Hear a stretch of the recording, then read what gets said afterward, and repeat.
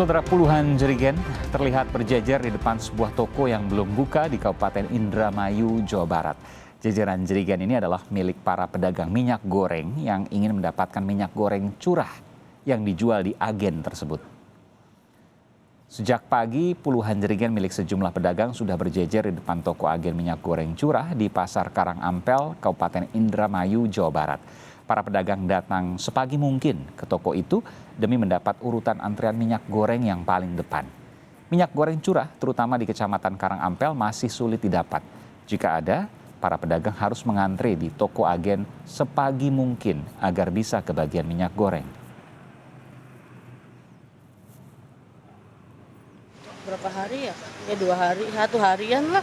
Tunggu dari kemarin. Kalau harga sini Harganya ya harga ini 14 ribuan menurut pemerintah tuh. Saudara, kelangkaan minyak goreng curah masih terjadi di sejumlah daerah. Di Sumeneb, Jawa Timur, warga antre membeli minyak goreng curah sejak pagi. Kelangkaan minyak goreng curah masih terus terjadi di Kabupaten Sumeneb, Jawa Timur. Warga antre bahkan sejak subuh untuk membeli minyak goreng curah di sebuah agen. Namun pada waktu siang, agen memberitahu kalau stok minyak goreng sangat sedikit hingga batal dijual.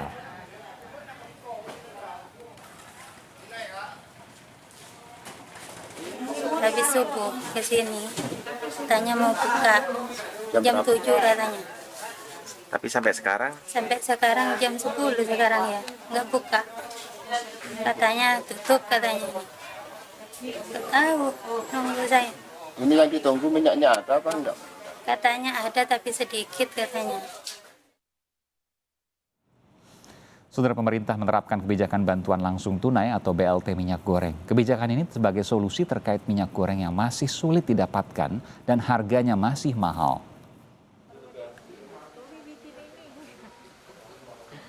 Di bulan April ini, pemerintah akan mendistribusikan bantuan langsung tunai minyak goreng. Mekanisme BLT minyak goreng akan diberikan sebesar Rp100.000 dalam 3 bulan, yang akan diberikan sekaligus pada bulan April senilai Rp300.000. Pemerintah juga telah mendata para penerima BLT minyak goreng, yaitu 20,5 juta untuk keluarga penerima bantuan pangan non-tunai dan program Keluarga Harapan, juga 2,5 juta untuk pedagang kaki lima. 4-21 time frame-nya, ya, itu sekali cair kan 300.000, ya, itu. Jadi hitungannya kan 100.000 per bulan, April, Mei, Juni.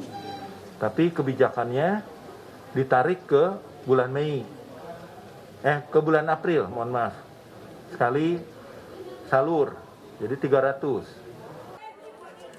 Pengamat kebijakan publik Agus Pambagio menilai program BLT minyak goreng ini sebagai bentuk kemalasan pemerintah, di mana pemerintah hanya mencari solusi jangka pendek tanpa bisa memastikan penyelesaian masalah yang sesungguhnya. Malas saja dari pemerintah karena tidak bisa memikirkan kebijakan lainnya selain memberikan BLT. BLT itu beban buat negara, sementara kelangkaan minyak ini menjadi keuntungan yang didapat oleh industri dan spekulan-spekulan lain lah, yang sampai hari ini tidak bisa dibuktikan itu. Meskipun demikian, warga sangat antusias menyambut BLT minyak goreng. Terlebih lagi hingga saat ini harga minyak goreng masih tinggi dan stoknya pun tidak selalu ada di pasaran. Senang aja kalau ada bantuan BLT mah. Menyambut baik ya Pak ya? Oke. Pak, tapi terlepas dari ada BLT nih Pak, sekarang Bapak kalau beli minyak goreng harganya berapa? Harganya sekarang mah 20 ribu per kilo. Ya mengurangin beban lah kitanya ya kan. Buat ada minyak ya alhamdulillah kita ya bersyukur aja.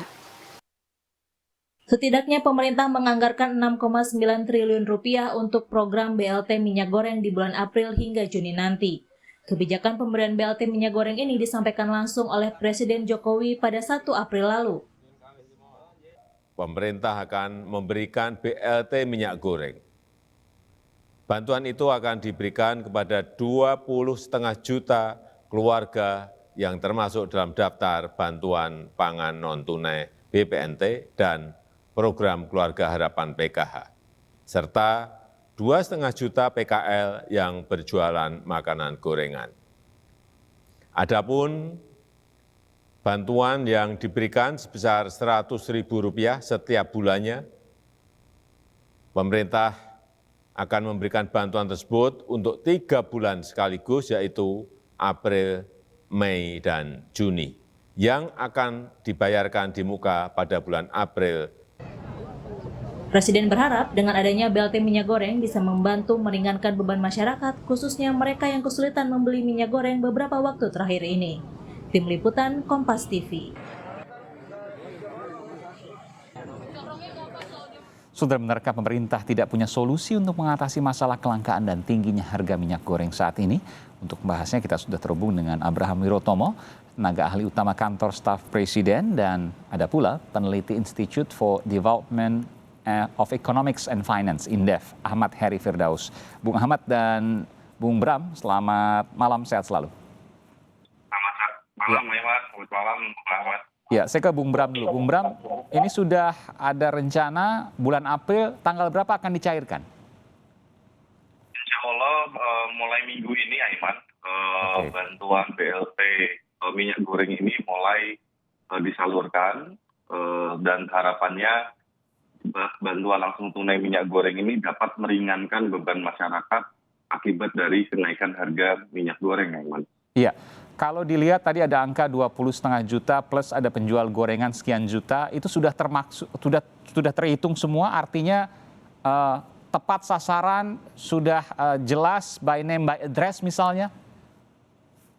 Sudah, Aiman. Jadi 20,5 juta keluarga penerima manfaat itu semuanya mengacu pada yang pemerintah sebut DTKS, data terpadu kesejahteraan sosial, di mana semuanya sudah diverifikasi dan sudah by NIK atau nomor induk kependudukan. Ini adalah upaya dari pemerintah untuk mencegah adanya data double atau data ganda atau bahkan data fiktif, karena semuanya sudah berbasis NIK dan ini sudah dilakukan oleh Kementerian Sosial perbaikannya. Nah, akibat karena data DTKS sudah diperbaiki oleh Kementerian Sosial, maka pemerintah cukup yakin penyaluran dari bantuan langsung tunai ini bisa tepat sasaran. Oke, sebelum saya ke Bung Ahmad, saya masih ke Bung Bram dulu untuk pertanyaan terakhir ini. Tapi nanti saya akan ke Bung Bram lagi. Bung Bram, ini BLT dianggap sebagai pil penghilang sakit sementara. Habis itu sakitnya muncul lagi. Jadi kan kita lihat bahwa bantuan langsung tunai minyak goreng ini, kebijakan ini diambil, tujuannya apa? Tujuannya adalah untuk meringankan beban masyarakat, di mana beban masyarakat itu meningkat akibat kenaikan harga minyak goreng. Nah, harga minyak goreng ini meningkat antara lain karena kenaikan lonjakan harga di pasar internasional. Untuk itu, dalam rangka untuk menurunkan beban dan meringankan beban masyarakat, maka kebijakan BLT ini diambil. Bung Ahmad, apakah Anda setuju bahwa ini adalah pil penghilang sakit sementara? Habis pilnya, ya sakit lagi. Ya, betul. Jadi seperti balsam ya. Jadi 3 bulan mungkin terbantu, tapi setelah itu apabila tidak terjadi stabilitas harga, ya akan terasa lagi. Ini bukan solusi. Anda mau mengatakan ini bukan solusi? Ini hanya pil sementara tadi ya. Sementara bukan solusi. Tentu ini bukan solusi jangka panjang. Tidak memberikan solusi dari akar permasalahannya. Karena tetap saja gejolak produksi atau harga minyak goreng kan tetap seperti sekarang ini. Hanya saja di sisi masyarakat diberikan bantuan langsung tunai gitu. Jadi kalau menurut saya juga dari namanya BLT minyak goreng, kenapa harus pakai embel-embel minyak goreng? Kenapa enggak BLT saja gitu ya? Apa kecurigaan Anda? Ya, ini karena di satu sisi mungkin momentumnya di saat minyak goreng sedang naik harganya, kemudian juga skema subsidi yang menurut saya memang kurang pas gitu ya. Mungkin subsidinya sudah betul, subsidi untuk minyak goreng yang khususnya yang curah, tapi harusnya tidak diberikan secara fix ya. Melainkan kalau kita bayangkan dengan adanya BLT selama 3 bulan ini, apa yang akan terjadi selama 3 bulan? Ya betul bahwa mereka akan teringankan bebannya sementara, tapi setelah itu mereka akan menghadapi kenyataan yang sesungguhnya lagi. Ya, karena ketika penerima itu sudah menerima manfaat, dia menerima cash dana ya sebesar Rp100.000 per bulan atau Rp300.000 untuk 3 bulan, kan di lapangan kita nggak tahu apakah untuk beli minyak goreng atau untuk beli komoditas yang lain, karena di saat ini kan kebetulan momennya pas untuk memasuki bulan puasa dan Lebaran, di mana harga kebutuhan pokok ini kan sedang sedang dalam puncaknya gitu ya, di mana demand masyarakat itu meningkat, sehingga masyarakat tidak ada menjamin nanti bahwa dana ini diperuntukkan untuk membeli minyak goreng. Apakah dengan adanya BLT ini, Bung Ahmad, akan menghilangkan antrean yang kita lihat hampir di seluruh pelosok negeri? Ya, kalau kita lihat ini bukan dari faktor BLT-nya ya, kalau antrian itu kan tergantung dari bagaimana suplai pasokan minyak gorengnya. Jadi harusnya diperbaiki untuk menghilangkan antrian adalah diperbanyak pasokannya, pasokan minyak gorengnya, produksinya ditambah. Nah, bagaimana skema subsidi yang saat ini sedang dijalankan seperti itu? Ini jadi pertanyaan juga, Bung Bram. Apa tujuan BLT ini? Kalau BLT ini sesungguhnya tidak bisa menghilangkan antrian, karena pasokannya masih sedikit. Pasti mendapat BLT juga akan tetap beli minyak goreng curah yang jumlahnya sedikit dan antre itu. Ya, Iwan, makanya kebijakan BLT ini kan tidak berjalan sendiri. Ada kebijakan lain di mana pemerintah juga melakukan kebijakan subsidi untuk minyak goreng curah. Itu yang pertama. Lalu yang kedua, pemerintah juga menaikkan tarif ekspor dari CPO dengan harapan suplai di dalam negeri juga meningkat. Nah, mungkin masyarakat juga perlu memahami ini sejak kapan sih harga minyak goreng itu meningkat. Apabila kita melihat data, maka sebenarnya minyak goreng itu mulai meningkat di bulan Juli tahun 2021 dan puncaknya itu pada tanggal 24 Februari 2022. Nah, apa yang terjadi? Apa yang terjadi di antara bulan Juli ini sampai di bulan Februari? Yang terjadi adalah negara-negara mulai melakukan relaksasi karena pandemi sudah mulai terkendali, maka aktivitas ekonomi meningkat, maka permintaan juga meningkat. Lalu kenapa 24 Februari itu menjadi puncak harga minyak goreng yang tertinggi? Kebetulan pada tanggal 24 Februari ini ada situasi geopolitik antara Rusia dan Ukraina, di mana 73% ekspor dunia untuk sunflower atau biji bunga matahari itu dari Ukraina dan Rusia. Oleh karena ada gangguan tersebut, maka para konsumen seperti di India dan dari Tiongkok akhirnya memilih kembali membeli untuk minyak goreng sawit. Ini yang membuat permintaannya tinggi lah gitu ya. Betul, ini penyebabnya itu yang harus kita lihat. Lalu menurut saya kita juga jangan terlalu meremehkan masyarakat, karena pada tahun lalu, Aiman, pemerintah itu punya program namanya bantuan sosial tunai yang bentuknya juga pemberian tunai. Itu diberikan pemerintah di bulan Januari, Februari, Maret, dan April. Setiap bulannya 300.000. Lalu KSP bersama Kemenko PMK, TNP2K, Kemendagri, Kementerian Sosial melakukan evaluasi, Aiman, dan survei. Dan ternyata dari hasil evaluasi menunjukkan 96,8% itu masyarakat menggunakan bantuan sosial tunainya itu untuk membeli pangan. Memang ada yang membeli untuk rokok, itu jumlahnya 1,8%. Tapi artinya jumlahnya tidak begitu besar. Anda mau mengatakan bahwa mereka ketika diberikan bantuan tunai pasti akan memberikan bahan pokok, membeli bahan pokok. 96% itu mereka membeli bahan pangan sesuai dengan peruntukan. Permasalahan begini, Bung Bram, ketika kemudian BLT itu ada tapi pasokan minyak sawitnya atau minyak gorengnya, mohon maaf ya, minyak gorengnya itu sedikit, kan tetap saja kemudian antrean itu ada, dan itu yang kemudian menyulitkan masyarakat. Nah, ketika kebijakan tarif ekspor itu ditetapkan, sudah terlihat di pasar jumlah minyak goreng itu mulai bertambah. Tentu kita tidak mengharapkan dalam waktu sangat misalnya dalam semalam lalu stok langsung melimpah. Berapa perkiraannya? Berapa minggu ke depan?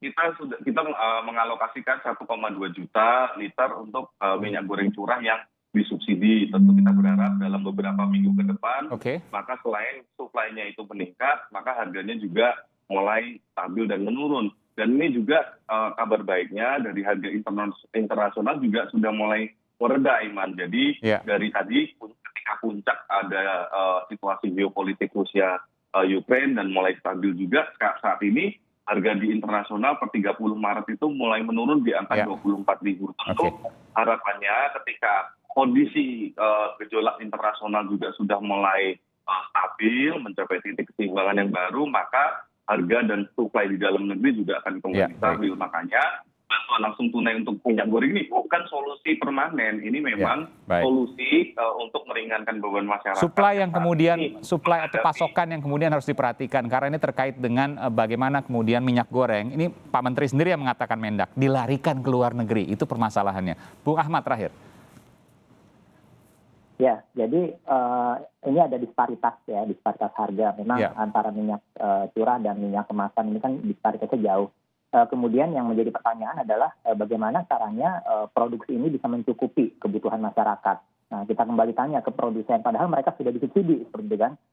Apakah mekanisme subsidinya sudah tepat atau belum tepat? Kalau kita lihat ya, kita bandingkan dengan produk turunan CPO yang lainnya, katakanlah biodiesel, itu juga disubsidi, tapi subsidinya floating. Artinya ketika terjadi perubahan biaya produksi, subsidinya juga bisa menyesuaikan. Nah, tapi kalau di minyak goreng ini kan yang curah, subsidinya tetap. Artinya setiap hari bisa saja biaya produksi mereka berubah. Iya, gitu tapi tadi ada niat baik pemerintah untuk memberikan BLT, termasuk juga memperbesar pasokan. Apakah Anda yakin bisa berangsur pulih dalam beberapa pekan ke depan? Ya, kalau pasokannya ditambah, ya harapannya kan memang bisa mengurangi antrian, ya. Kemudian akses masyarakat terhadap minyak goreng ini bisa semakin mudah. Kemudian juga kalau harga minyak kelapa sawit dunia juga sudah mulai mengalami penurunan, ini juga harapannya kan bisa berdampak ya terhadap masyarakat. Ya, namun kan pada akhirnya kita berpikir kita sebagai negara penghasil kelapa sawit terbesar di dunia, ya masa iya kita juga bergantung terhadap harga dunia. Harusnya pemerintah memiliki sistem bagaimana caranya supaya kita sebagai penghasil minyak sawit dunia tidak bergantung, ya, karena kasihan masyarakat apabila harga dunia lagi naik, masa masyarakat yang juga terutama ironi ketika ada di daerah-daerah yang memang penghasil minyak kelapa sawit terbesar atau minyak goreng terbesar. Baik, ini tentu menjadi perhatian, kita cermati sama-sama dalam beberapa pekan ke depan, mudah-mudahan ada perbaikan dari sistem tata kelola minyak goreng. Terima kasih Bung Abraham Wirutomo dari Kantor Staf Presiden dan Bung Ahmad dari Indef. Selamat malam, sehat selalu. Malam, terima kasih Pak Abraham.